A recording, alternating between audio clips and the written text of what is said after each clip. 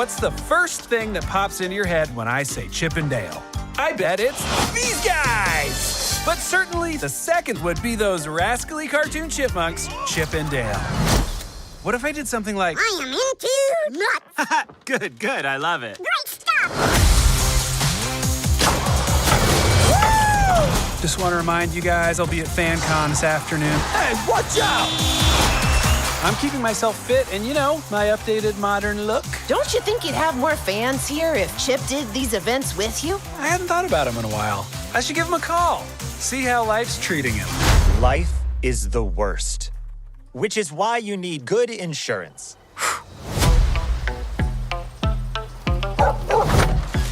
A message on my landline. I don't like that. I know you're still mad about Rescue Rangers getting canceled, but I've just got a call from the police and I need your help. Hello and welcome to this What Do You Want to Watch Spoilercast for Chip and Dale Rescue Rangers. I'm Ashley Hobley. Joining me today, a man who would never ever eat whale, Dawn Blight. It's true. I've never ate whale, and I currently have zero plans to eat whale, so it's really an anthem. It's true. I too have not eaten whale, just like Dale. Yeah, never eat whale like Dale. It is it's a problem. If you rhyme something and you can't think of any other rhymes. All I'm gonna say is the duos making these movies are really good at rhymes. So my name's Dale. I won't eat whale. I'm a pop star. I never stop popping. They're magic musicians.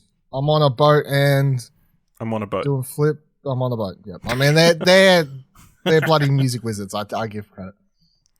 I mean, we can get into that another time. Today we're talking about, of course, Chip and Dale Rescue Rangers, the new movie that's released on Disney Plus. So please be aware we'll be freely discussing anything and everything about plot, themes, cameos, and ending of the film. So if you haven't watched it, come back later. Let's have this strong discussion of Chip and Dale Rescue Rangers, directed by Akiva Schaffer, written by Dan Gregor and Doug Mand, based on Rescue Rangers properties and characters by Disney Television Animation, starring John Mulaney, Andy Samberg, Will Arnett, Eric Bana, Keegan-Michael Seth Rogen, J.K. Simmons, and KiKi Layne. Chip and Dale are living amongst cartoons and humans in modern-day Los Angeles, where their lives are quite different now. It's been decades since the successful TV series was cancelled, and Chip has succumbed to a life of suburban domesticity as an insurance salesman. Dale, meanwhile, has had CGI surgery and works the nostalgia convention circuit, desperate to relive his glory days. When a former castmate mysteriously disappears, Chip and Dale must repair their broken friendship and take on their Rescue Rangers detective personas once again to save their friend's life. Dylan, the trailer came out for this film. We discussed it on What Do You Watch. Gave it 2 thumbs up. Capture our imaginations. Lots of build up in the lead up. What did you end up thinking of Chip and Dale Rescue Rangers? I think it's hilarious that this movie sort of came out of nowhere for most people, and it's, I guess, presumably going to be a lot more successful and doing kind of what Space Jam 2 wanted to do, but it's a movie that people like. You know what I mean? It's just, yeah. And that had all the marketing and the cinema release and everything, and this is seemingly, I feel like most people wasn't aware this was coming out. I mean, I wasn't aware until we watched that trailer, to be honest, but it's coming out nowhere, so it's quite funny. It's a funny movie. I think it's a good, enjoyable, fun time. The movie is very obviously not taking itself too serious, which is why it works. It's very much aware of this pop culture smorgasbord thing that it's in. It's not super serious. It's very self-aware. I mean, the fact that you've got Ugly Sonic playing a main character. So happy. Not just a cameo, but shows back up 2 more times after the fact, even at the end of the movie. The CGI makeover thing and the fact that just sticks the entire movie, you've got one character in CG and another not. I mean, the movie's just very sort of self-aware of the industry and everything it's sort of riffing on. While I guess also for people who were fans of Rescue Rangers or Chip and Dale, I wouldn't say I was a fan, but I definitely watched that show when it was on Disney when I was a kid. So I liked watching that show, but I mean, it was a kid show. I'm sure I enjoyed lots of other things that were similar. But like, it's also, you've got all the characters back from that, and there's some love for Chip and Dale's characters in here, for, you know, two characters that exist in that C, D tier of the pantheon, I guess. I don't know. Like, they're definitely not A or B tier characters. But yeah, it's quite funny. I think that even like yeah, it rips on everything. But if I did like call out straight away to the part where I was like, this is a good bit, it was the Seth Rogen, the Aragon. Oh no, he's got the Polar Express animation or like whatever, and he's just like dead staring out. Like, because I hated the Polar Express because of that. I hated it. Like, everyone, oh, the animation's so good. I was like, it freaked me out. I remember watching Polar Express for the first time and being like, nah, this animation style, it weirds me out. Like, I hated it. It just weirded me the fuck out. So to have a joke about that and just have Seth Rogen's character just staring off blankly into the distance like a creepy motherfucker while saying that he's staring at them. Yep. Won me over. Yeah, this was a lot of fun. Like, it is very meta and like definitely knows what it's doing, but it's also clever and like telling a lot. I feel like the best thing about this movie is that it isn't like, is clearly aimed at people who are nostalgic for that time, those cartoons, who grew up with those cartoons. It's not a kids movie. This isn't a kids movie. All those jokes are going to go off their heads. All the references are going to go off their heads. And there's a lot of references. I love the meta nature of it. Like, it's actually just a movie about the characters who play Chip and Dale rather than the Rescue Rangers. I love the whole idea of the big crime that's happening is they're getting bootlegged, so they're getting morphed into shittier versions of themselves and then made to make shitty Russian bootleg versions of their movies. And then the joke on top of the joke is actually that the bootleg movies that you think are coming from other countries actually just getting produced in America anyway. That is a pretty great joke. Yeah. And yeah, I mean, if you didn't care for any of the meta commentary or like references or anything, it's a pretty basic plot of like it's kind of the odd couple kind of thing with like two friends who have to work together to solve a murder mystery. But yeah, I really enjoyed it. It's like so much fun. Like, all the meta narrative, even like the other part of that scam of them, they like buy all the toys that didn't sell and then melt them down to become. I gotta say though, I had Shrek bubble bath. Yeah. I did. So I was like, no, you're wrong, because I had that. That did sell. You were the only one. Yeah. The only one. Everybody else. And that's exactly what it looked like too. So I was like, you're not making this shit up. Oh, yeah.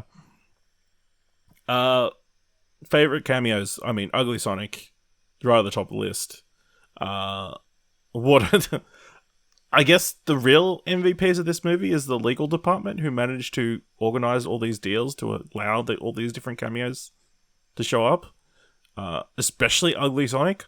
I don't know how like they agreed to let Ugly Sonic be in this movie. I mean, Batman's in it as well, which is briefly. It's like, it just seems like it's pulled straight from. It's like an ultimate it's take. pulled from Batman v Superman. Yeah, but it's a Batman v Superman clip on a Disney Channel. Yeah, like it's Who's he fighting in? Fuck, what was the bit? E.T. Yes. It was E.T. versus Batman. So stupid. It was like that whole list of dumbass movie names. Which is funny because the movie's like built on this is a movie that's built on cameos and meta narrative, and they have a bit where he's walking down the street just sighing at all the ridiculous movies that are just dumb crossovers. And then he gets down to it's like, oh, that's silly. Then he gets to Batman vs. E.T. He's like, oh, that one might be worth watching. Or whatever. And he doesn't. He's crying about it. Yeah. The other gag. I know. You go. I was going to say I know it's like not cameos or the main characters, but just Peter Pan crying up to be this. The fact he goes like puberty and then he can't make it in Hollywood anymore because he grows up. He gets a mustache. Even though he A plays the bad character, mustache. he can never. Yeah, that very like teenage Cute mustache, mode. It's going on, and then he played the boy can't live, boy live, stay young forever. That part where he's like running through the Comic Con, he's like, it's like just fucking die. I was like, good bit. A lot of that stuff kind of reminded me of like especially the Peter Pan aspect. It was actually reminding me of Fables. Yeah. Giving me like Fables vibes. It does, actually, now that you think about it. It's like, I mean, they are the modern day fairy tales, I guess, so it makes sense that it would have that kind of aesthetic or feeling about it. I like the idea of stinky cheese being a drug that, these mice have to deal with. Like, we'll get you help. More, please. More, please. Yeah. And then shout out to J.K. Simmons, like Gumby-esque police captain, who are done in stop motion or made to look like it's done in stop motion. Yeah, who also has a pretty cool fight sequence against Layne. Yeah, she can't stop him really until he. How do you stop a Gumby? How do you stop a Gumby? You can't. You can't stop a Gumby. Like even when she put like the I don't know, fryer. Yeah, I was going to say the wire thing, whatever it was. Yeah, over his head and like splits him up. No, it keeps going. It's further. I like all the Terminator reference. There's so many references in this movie. I'm sure I've missed like some. Like that comes under the door as the liquid Terminator music plays. Like the freezing, they do the exact same shot from Terminator 2 when they freeze and his leg falls off and everything like that. I'm like, why is there Terminator references and music in this? Like, at some stage I saw an Ash Ketchum in the background as well. At the Comic Con, like someone dressed up as Ash. So, I mean, there's all sorts of shit happening in this movie. It's nuts. Yeah, I can't wait till somebody does like a proper full freeze frame by frame reference of all the different people. I'm sure there's more than we can even count. I appreciate the Seth Rogen bit where he's obviously it's all his animated fantasy, all the characters his and voice. they set it up perfectly in the trailer where it's just Pumbaa who comes up and laughs at him, but then in the actual movie he's got he's like Bob from Aliens vs Monsters and the Mantis from Kung Fu Panda, like all the four of them in the same place at the same time laughing the same laugh. It's all bloody Seth Rogen all at the same time. That's funny. It's good shit. It is good shit. I also like the morphing machine, like where they actually like showed different versions of them in different art styles, animation styles, like Rick and Morty and like Ren and Stimpy and that kind of stuff. And even then when they're running through the backstage, there was a billboard on the thing where like Stimpy was running for president, Butthead was running for president as well. Yeah, no, but when they're running through the backstage of their bootleg operations, they've got the actual Simpsons. Yeah, Simpsons and something else, whatever else it was. Ikarimba or something like that. The line is, "Hey, Karimba." Yeah.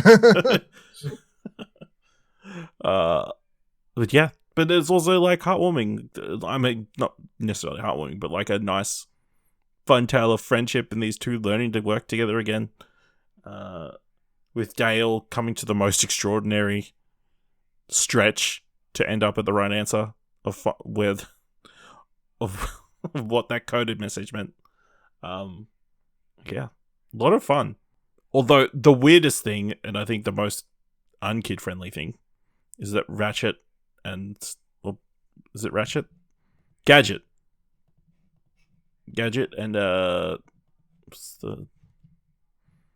Gadget and Zipper got together and have fly mouse hybrid children.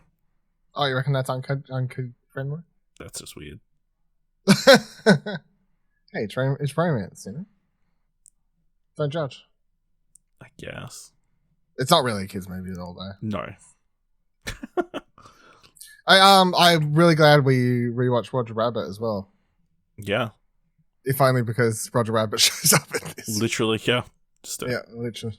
I also loved how they showed the origin story, or he recaps the origin story of Chip. Which is, it's good because it's like if you are hearing the buzz about this movie and like, oh, that sounds like a fun time, but I was too old, or I've never watched. I have no reference to who Chip and Dale are. You get like a quick rundown of their history, and it's like, and that's their real history, like real character. They really showed up in Full House as extras. Oh well, I mean, the basis of like they got a TV show, they disappeared. I mean, yeah, very sad. Would you want more Chip and Dale Rescue Rangers, or is this just a fun one and done? Like we don't need to milk this. No, we don't need to milk this at all.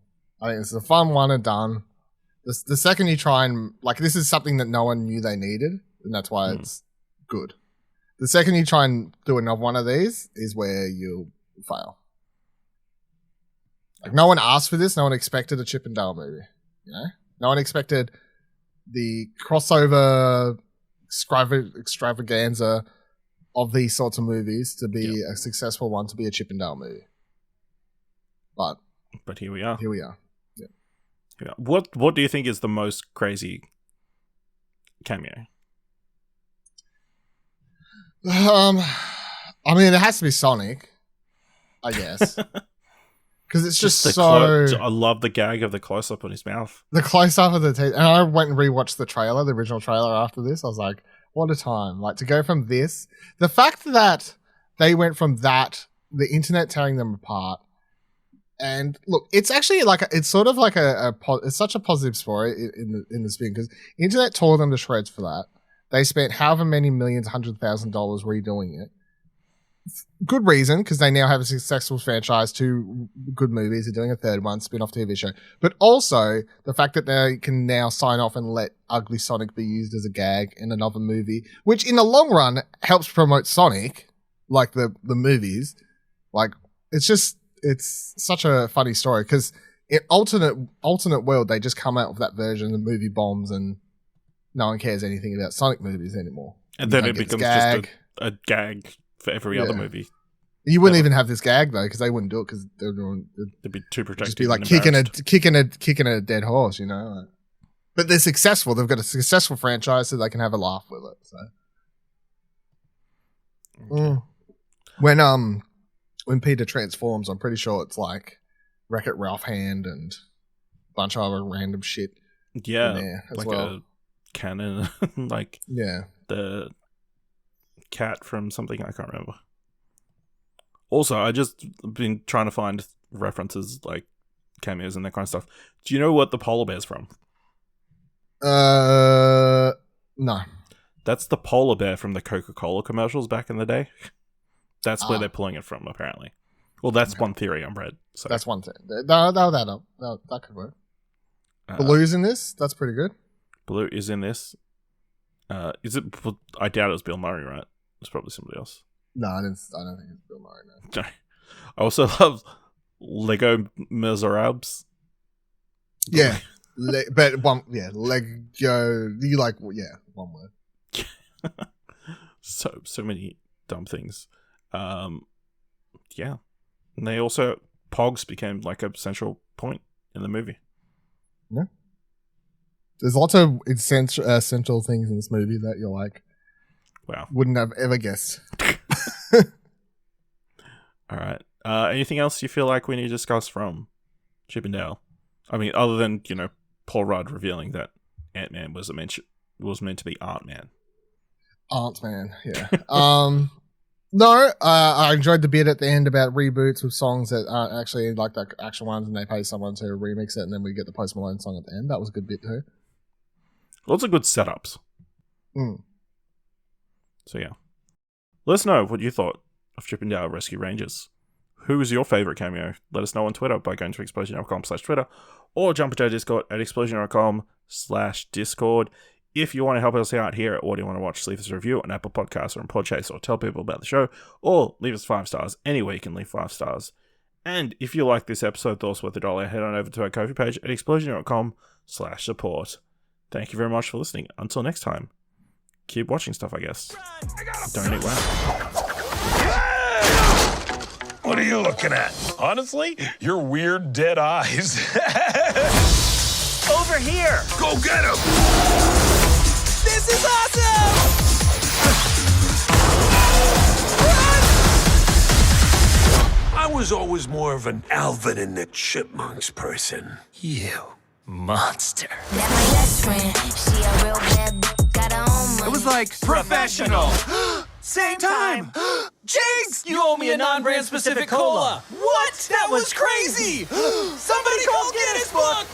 This is incredible. Oh, we lost it. Best friend, best friend, best friend, best friend.